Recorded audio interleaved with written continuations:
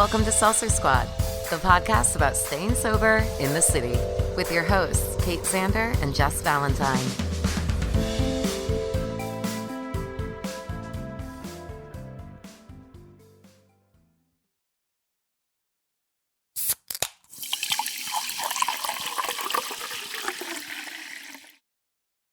Did y'all know that you can get extra Seltzer Squad content at patreon.com/Seltzer Squad? Yeah, Kate, they can get early access to our episodes. They can get videos of us and even bonus episodes every month That no one else gets. No one else gets it, only our patrons. So this is truly a labor of love for us. So if you could help support us, we'd really appreciate it. Yeah, man, we love you, Squad. We love you, Squad. Sign up at patreon.com/Seltzer Squad.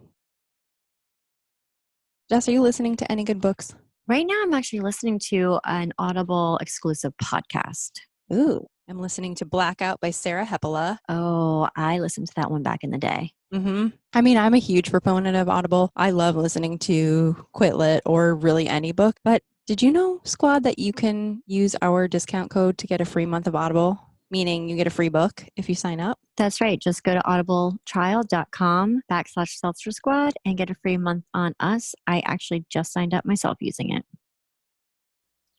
Hey, Kate. Hi, Jessica. What's up? Just another Tired? day in sobriety. Yeah. So let's see. You decided to impromptu, I don't know if that's the right word, to interview me. Impromptu. How did you feel about it? Impromptuly? I don't know. Is that a word? I don't know. Impromptu. It was fun. So I'm going to return the favor Ooh. and put you in the hot seat today. Are you okay with that? Yeah, I love talking. What? I love answering questions. The middle child in me is just shining, thriving right now. All right. Let's see. So, first question. If you could travel back in time to the day you were born, Ooh, okay. What would you do differently? And it's kind of a loaded question, but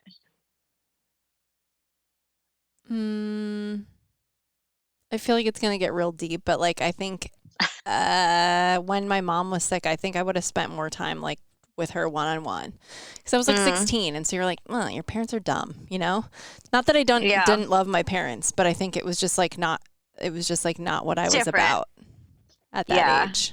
And I think it scared me a lot, and I think I wanted to keep my distance as sort of a protection mechanism. If somebody is leaving in my life, I effectively start to kind of push them away. Yeah. Well, I mean, that makes sense, because it's also I don't want to say out of sight, out of mind, but you don't have to deal with it as much. Correct. If it's not in your face. So I feel like it's just a coping mechanism / defense mechanism. And I feel like also at 16, you don't have the same tool set that you do now. So I don't feel like that's. Yeah. It's I don't think I was emotionally equipped to sit down and be like, how do you feel about your life? Are you scared? What do you feel like, or whatever? Because I was you just want everything to be normal when you're that age. And so I think because it wasn't normal, I just pretended like it wasn't happening. Yeah. I do the same thing. I definitely pretend things aren't happening because I'm in denial. And also, even if you did spend more time with her, you probably would still be saying you wish you spent more time with her. Yeah. So I feel I think there are those things where I'm I wish I would have, gone home more. I wish I would have seen my grandparents more, whatever. Those things, just more time with those that you love. Yeah. Well, then that brings me to my next question. Are you living for the future or for the past? Oh, I'm living for the future from the past, always. Okay. I'm never is forcing you. I've been planning for the future since I understood what that concept was. I think it's always been from a place of anxiety. I've been preparing for adulthood since I was 11. Oh my God. I believe it. I remember we dropped my older sister off at college, and I remember being she gets to do whatever the fuck she wants now. And I was preparing for being on my own. And then obviously when I was on my own, I was horrendously emotionally ill-equipped to be an adult Alone. or whatever as we are at 18. But I remember like in high school, I bought like silverware for my first apartment when I had my own apartment. And I like had this like set of flatware in my closet, my bedroom closet for years. And then when I like went to college, I like took my like, so I'm always planning for the future, but it's through the lens of like of all the things that have happened in the past. So it's, I guess, a catch-22 and it's just impossible to live in the moment. That's crazy. Yeah. I was the complete opposite. I was more like Peter Pan, like syndrome. Like I never wanted to grow up. And the reason why was 100% because I'm like, I don't want to have to pay bills. Like I don't know why I like wasn't thinking, yeah, you work and you make money and that's how you pay your bills. But I don't know, maybe because it was like growing up with like my mom always, work like busting her ass. But I was like, I don't want to have to pay bills. Like that just seemed like the worst thing in the world to me. But anyway, have you ever like found yourself at the wrong place at the wrong time? Maybe like nothing major.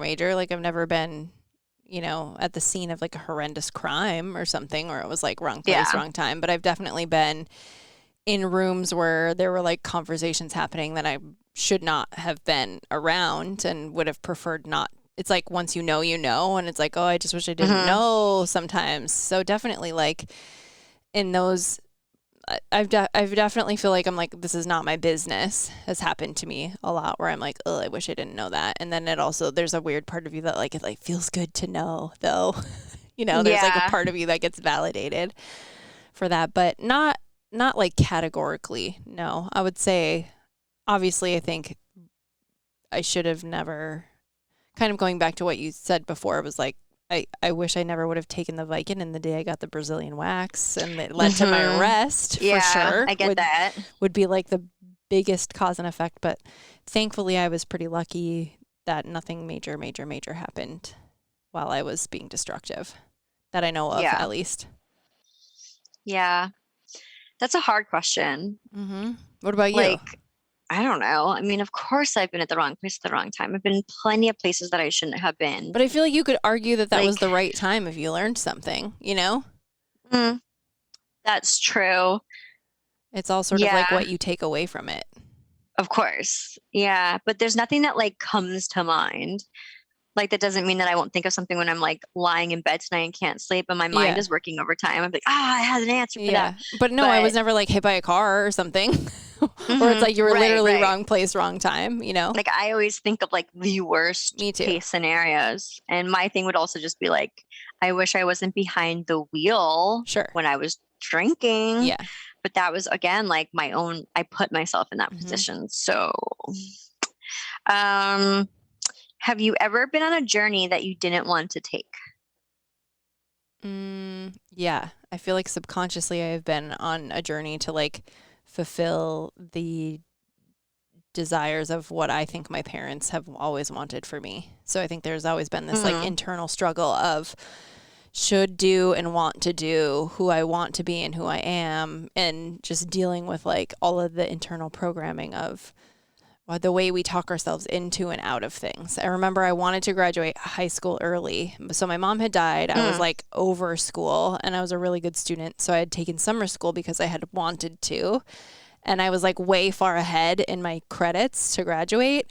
And somebody was talking about early graduation. I didn't know it was a thing. And I went to talk to my guidance counselor, and they were like, you can graduate early, essentially. And my dad was like, well, you have to go to college right away. And I was like, yeah, sure, whatever you want. And then in the fall, he just sort of kind of matter-of-factly said, like, you'll go to the same college that your sister went to. And I guess I never really had, like, he didn't ever really leave that question up to me of like, where do you want to go? Or what do you want to do? I just sort of like immediately was transplanted into her footsteps, and it's not necessarily his fault. It's just sort of like we didn't explore any other options. I don't know if he was even aware. I wasn't really aware.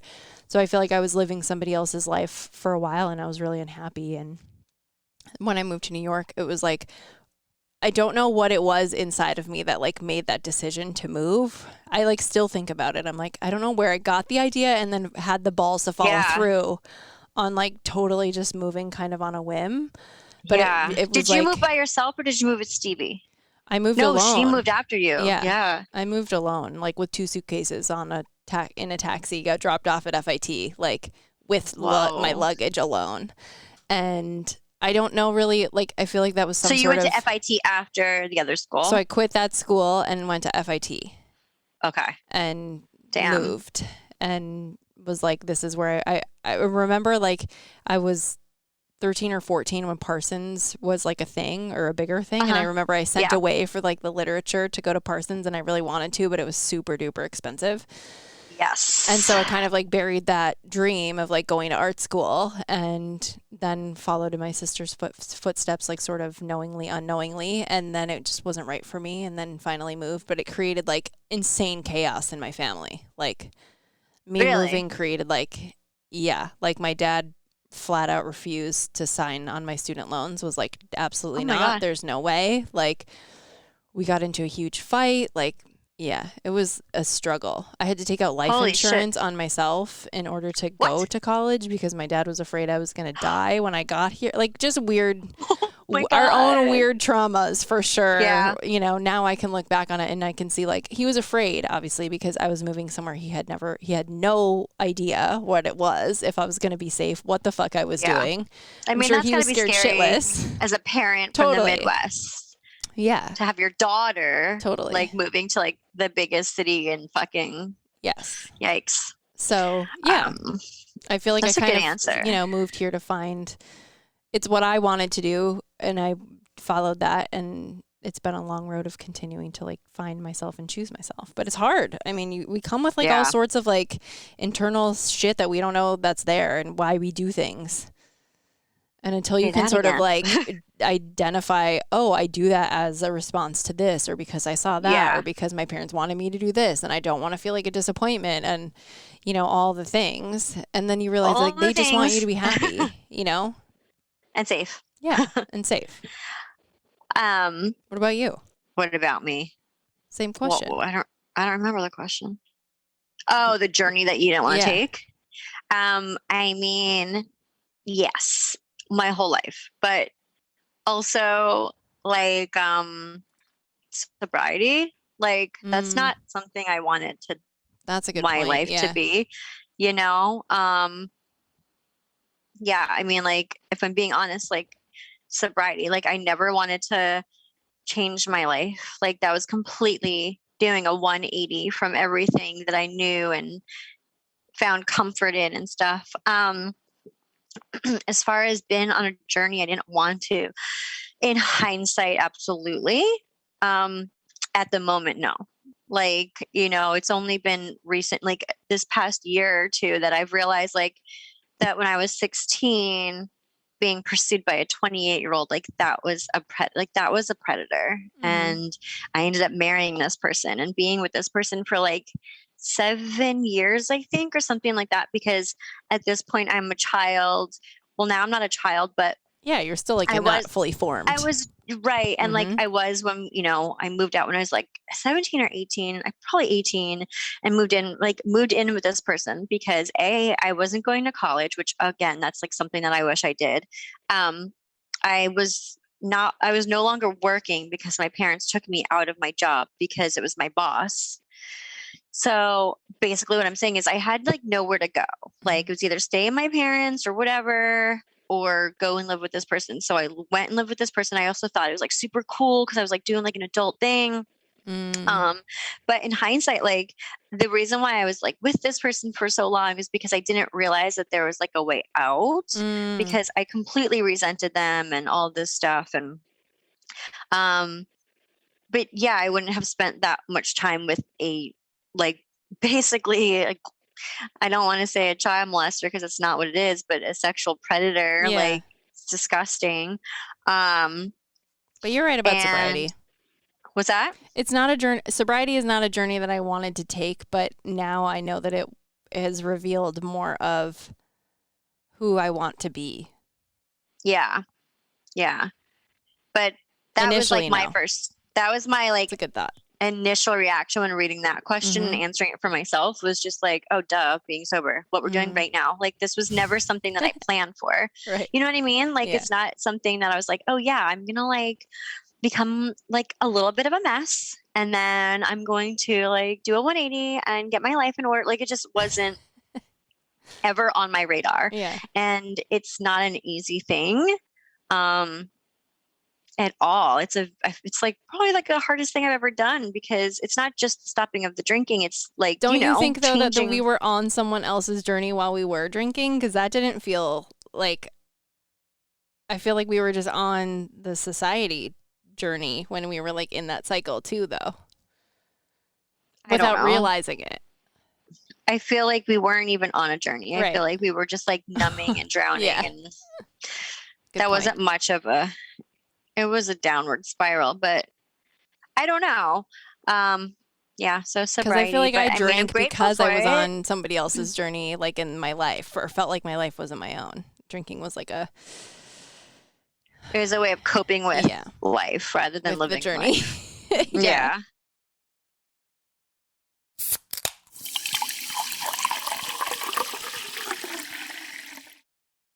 Jess, what's our number one piece of advice when people are getting sober? Therapy. So much therapy that I'm going to school to be a giver of therapy. This is true. BetterHelp reached out to partner with us at the Social Squad to offer 10% off a monthly membership to BetterHelp.com. What is BetterHelp.com? BetterHelp is an online therapy platform that is for individuals, for couples. You take a short quiz, you get matched up with a mental health professional, and you, through the app, are able to video, or you can just message back and forth with a licensed professional to give you counseling and guidance on anything and everything that you're going through. So how do our listeners use our code? You just go to betterhelp.com/Seltzer Squad and you'll receive 10% off your first month. Hey, Kate, what's another way that the squad can help support the podcast? In addition to just listening or signing up to our Patreon, y'all can shop our online merch store, which has a variety of different sober treats, from mugs to sweatshirts to tanks and tees. Everything. All of our signature sayings are all over our sober merch. So visit seltzersquadshop.com and check it out. Treat yourself to something sober while supporting the pod. Next question is, if fear wasn't a factor and you could not fail, what would you do? Like, you wouldn't fail. So many things. So many things, right? Like, so many things. Fear wasn't a factor and I knew that I could not fail. The weird thing is I've done a lot of these things and not failed. So I think that's the thing that I think a lot of people cut themselves off at the beginning. And one of the greatest gifts of sobriety that I've been able to give myself is the belief in myself to follow through to the best of my ability. And most of the time you don't fail. It's often the opposite. And you taught me that too, is like, we don't fail. Oftentimes we succeed, and that's equally as scary as failing. Like, I remember when you started your shop, right? Like, when you started your studio, you were so afraid of failing, and then you were succeeding, and that's scary as well, because you're like, how do I maintain and continue? And yeah, that's true. So that's true. I don't think about things. Now I'm like, I think I could succeed at most things as long as my like vision of succession isn't like, I'm going to become a billionaire tomorrow. Like, I firmly believe that we can all do whatever we want to do as long as we sort of like set realistic milestones along the way. But sobriety has helped me kind of follow through on most things. All the things I've done so many things, you know? I also feel like that question is like a little bit of an oxymoron because, well, I guess it's just supposed to be like, is there anything right now that you're not doing because you're afraid you're going to fail? But right now, honestly, no. I'm not. No, right? But there was a lot of things, you know, like going out on my own as a freelancer, learning photography and marketing, going back to school. Like, there were, you know, buying our first apartment. Like, I was deathly afraid of, like, you know, defaulting on the mortgage and going bankrupt. Like, all of these normal things that I think are normal fears to have. But as long as you like I believed in myself and I was like, okay, well, what makes somebody go bankrupt? Okay, I'm going to learn about those things. Okay, how can I avoid those things? Okay, I'm going to, but there have been like micro failures along the way for sure, where like, Yeah. A job didn't go as planned. I didn't meet a deadline. Like there have been it's all about how you define failure as well. Like, yeah, that's true. And also I feel like the thing about that question is, well, if there's no fear and you can't fail, like you've already done it. mm-hmm. Right. True. Like, but anyway, what were you doing when you felt most passionate and alive? I feel like that's like that's hard. There's a few things hard come to to pinpoint, mind. like one moment, right?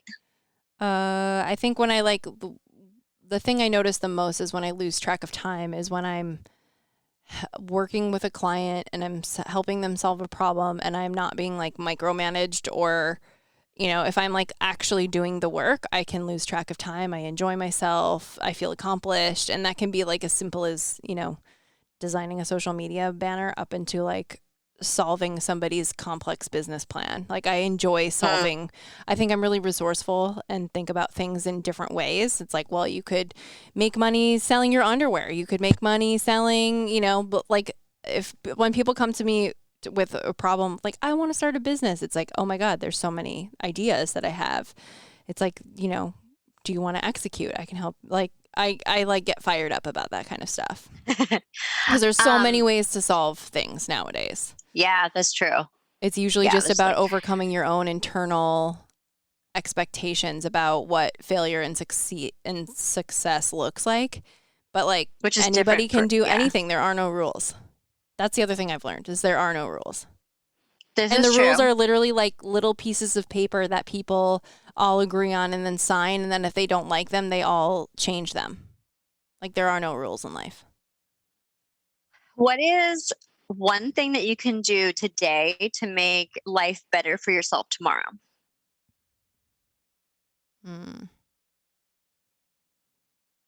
See, when I like hear that, I think of little things like I could like get my coffee ready for tomorrow. Like little things, right? I think about like little, like the not fun self-care is the stuff that I think I struggle with the most. Like daily hygiene or, maintaining an exercise routine, like without going balls to the wall, all or nothing. Like those are the hardest things where I can like set my, go to sleep, go for a walk, fucking get your heart rate up, like very basic things that are like little things that make you feel better tomorrow and incrementally over time that I struggle with the most.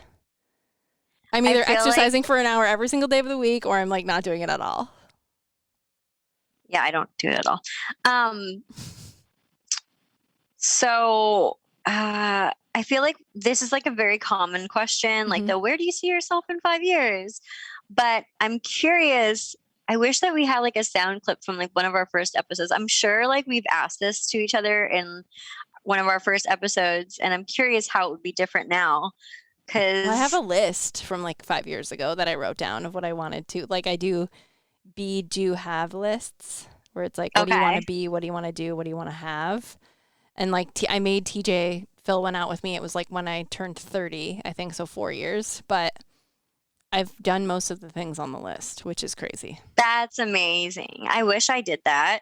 Like want to work for myself. And I feel like, I don't fully feel in the driver's seat of that all the time, but for the most part, like I'm driving the bus and pursuing something like a different career that has even more autonomy and feels like a bigger purpose. Owning property has always been a goal of mine. Like in the last definitely 10 years, that's been something I've been researching forever. But you have. Yeah, but I did it like slowly over time. So yeah, I mean, I've definitely done like besides like physical, I guess, goals where it's like run a half marathon, those sort of I guess superficial ones that you like put in. But for the most part, the like solid, I have a strong marriage that I work on. I have like my animals who like give me immense fulfillment. There's not a whole lot that that I haven't done, but there's still more that I want to do, I'm going to do a couple easy would you rather ones. Those are always fun. Would you rather be able to detect any lie you hear or get away with any lie you tell? Get away with it. Get away with it? Yeah. And I have like the same lie detection amount now because I feel like I'm pretty decent at detecting them now. Yeah. See, I mean, I feel like I'm not really a liar. So me either. I'd rather I'm just really be bad at it. Yeah, I'd rather just detect any lie, but then that's also frustrating because like you said, I don't know if it's because we're Pisces, I feel like I'm really good at picking up on people's bullshit.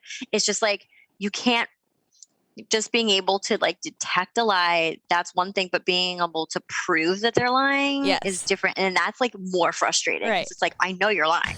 I fucking know you're lying. Yes. So I feel like I'd like to get away with it because I don't do it. It would be nice to just fucking be able to lie sometimes. I don't know. Would you rather have no taste buds or be colorblind? That one's tricky. I would rather have no taste buds. No taste buds? That's what I was thinking too, because then I could like eat veggies and stuff that I don't like, but I don't know. Maybe then I would stop using food as a coping mechanism. I don't know. Right. If I couldn't taste it, yeah. This one's interesting. Would you rather create history or delete it? Ugh, create it. Yeah. I wouldn't take it away. We can't take things away. We have to know. I know. I guess there's just like isn't knowing better than not knowing? Yeah, I wonder if that means like that it never happened. Or we just like brush it under the rug like we already do? I guess. I thought that it meant like delete it permanently. Like let's like, for example, like slavery or like the Holocaust, like we just take it, we delete from history, like it never like make it like made it never happen. But you're thinking they mean just like pretend like it never happened. See, this is open for interpretation. Yeah. But create history, that's a good answer. It's I mean, we are, whether or not we like it. Yeah. In our day-to-day lives. I often think about like something that becomes relevant 10 years later, you know, where it's like, I'm like, I wonder didn't realize it in the moment, or? Well, yeah, or just like something that all of a sudden culturally becomes relevant 10 years later. I often wonder like, what will that thing be? Will I have one of those things where it's like, Chris Rock 25 years ago when he wasn't famous was filmed saying this, you know, thing. And it's like, insanely relevant all of a sudden. And it's like, I wonder if everybody will. Yeah. Or if you think, sometimes I think about like in 10 years from now, if there was like some crime committed, will I be like on security footage at like Starbucks or something like that? That's a good, oh my God. I think about that a lot. Yeah, that's a hard one because I don't really know what they meant by delete it. So like the Serial podcast, you know, like do you think those people ever thought that like 15 years later or whatever, 20 years later, they would all be like recalled again? And like, I know, it's like crazy, I just can't imagine. We just never know what like will come back around. It's true. I think it's wild. And especially now when everything's recorded. Yes. It's like, y'all got to be careful out there. Totally. All right, let's do our typical rapid fire questions that we always ask our guests. So what is your favorite seltzer? Polar's my OG. Yeah. You're a Polar girl through and through. I'm a Polar girl through and through. And then, I mean, I got to hand it to the SodaStream, though. We've been soda streaming for a couple of years now, and it's been a real delight to make our own beverages. And it feels better for the environment. I don't know. Yeah. We did it because we were like, God, we have so many, like we feed our cats cat food. We have so many cans coming out of here. I know it's bad, right? So I felt bad about that. Definitely getting more green in my life. I'm trying ways that I can. I'm trying like really hard. Like I'm trying to at least make my shop green, which is like, it's hard. I never realized how much waste was in my industry. And so I've been able to find like green companies and stuff, but shit is hella expensive and that's okay. It's just like, it sucks that when you like want to do like be do good. Well, I think about like I can, harder. if I can afford to, I should, because Yeah. then I can hopefully do some good that maybe people who don't have the same privilege or resources can do. Yeah, and you've always been like that. Like you like do green like laundry detergent and all that kind of stuff. I remember you like try to use like organic and stuff. We were talking about that and how much more expensive I feel like there's a lot of judgment though in those realms of like, oh, you're still using a plastic bag. You used a straw today, and it's like, I'm not here to like tell anybody how to consume their products. I'm just gonna do what I think is my part today. And you know, it's just like the same. It's just like you're not gonna like change people's minds by being an asshole. Also, like it's an incredibly privileged problem to have. So I can't cast that judgment on people that don't have the same resources or, you know. Oh yeah, like there's different because I can afford metal straws. I'll buy them. Doesn't mean that like I, you know. I mean, I get I judge definitely people who are in the same privilege realm as me or more privileged, but again, I don't really judge them. I just like sometimes it's like, how do you like I make a mental note of their consumption for sure. Yeah, exactly. Okay, I have an example. The girls that live above us, because we have a Ring like doorbell, we know in our basement is where the laundry room is, and these girls do their washing like 4 days a week, and it's like 5 items. And I just like, that's so much water, so much waste. They use 5 dryer sheets per load. It's insane. It's just like, how do you like, maybe they just don't know, you know? It's like, I don't want to just assume that you're like an asshole. I also don't want to be like the green police either, where it's like, I noticed you used 5 dryer sheets. Right. Like, I got bigger fish to fry. It's Fucking like, live your life, lady. Yeah, but it's like, but maybe they don't know. Like, how do you? Totally. I was like, maybe I'll put up like, I don't want to be passive aggressive by any means. Like, maybe I'll just put up like a nice little like eco-friendly poster in the laundry room. But I mean, the thing is though, is that like our like attempts are like a fart in the wind compared to like corporate, like you know. So that's the other thing that I think about is I'm like, I'm doing the best I can do, but this is futile for fucking sure. Yeah. You know. I know. But anyway, as long as my carbon imprint is, you know, smaller than it was. That's all we're working towards. Wow. Yeah. How did we go to that from polar? Cans and stuff. Got it. So what is your tip for people trying to get trends in new sobriety? I mean, I still treat it like dating, where it's like you feel someone out, you check them out online, you see what they're about. You know, if you have an interaction, creep. If you have an interaction and you feel like you hit it off, you know, make a feeble attempt at like continuing the conversation. I'm not great at like meeting for dates or like face to faces because I'm a flake. So, you know, if we can be like close text friends, that's amazing. If we can, like, I'm a FaceTimer. I'm a phone caller. That's how I maintain most of my relationships. And, you know, I like to go for a walk and connect, and like that's where most of my friendships are currently. A lot of my friends don't live here also. So, you know, my family doesn't live here. So I'm a long distance friender. And then I have really good local friends. So if I want to like, you know, text someone or meet somebody for coffee, I have old colleagues that I'm close with. I have, you know, my network is pretty strong. But if I'm like looking for new people, I will like make an attempt to pursue or, you know, add value emotionally to their life. If I I try to remind people how much they mean to me when I can. Yeah, you're good at that. You're thoughtful. Yeah, I can be. Well, I feel like that's all the questions I have for you. That's it? Well, you guys can find me at seltzersquad.com. Oh, yeah. Yeah. Where can everyone find you? I don't really want anyone to find me anywhere else. Like, you can find me here. This is like, I'm trying to edit down the things I'm up to in my life. And so don't find me anywhere else. Find me here. Listen to our podcast. Oh, hi, Kitty. And which one is that? Is that Porcini? Porcini. Porcini. If you're a Patreon and you're watching this, Porcini has just made a guest appearance. He's adorable. Yeah. So I'm the same way, Kate. I'm the same way. I'm like, I don't like want people like seeing my personal Instagram anymore. I mean, I don't care. I just like haven't don't felt care. I haven't felt inspired to like say anything particularly. Like I'm still trying to figure out like who I am right now in this pandemic and like who I want to be. So my output has been small, my input has been high, and I'm just like thinking, learning, and living, you know, or whatever the fuck. Yeah. I realize not creating that I have content right now, other than this. Yeah, I'm not either. I realized that.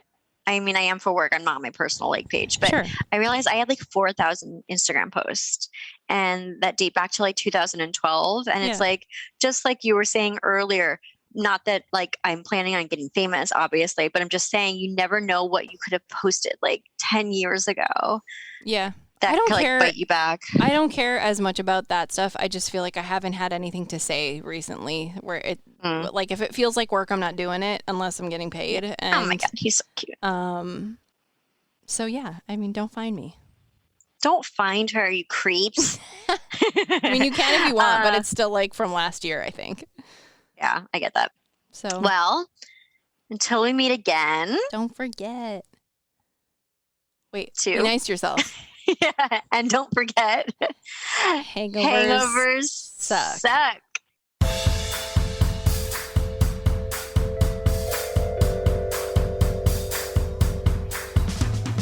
Thanks for listening. Don't forget to rate, review, and subscribe to this podcast. Every review helps other listeners find us. Music by Dead Go West. Art by Kate Sander. For show notes and resources, check out seltzersquad.com.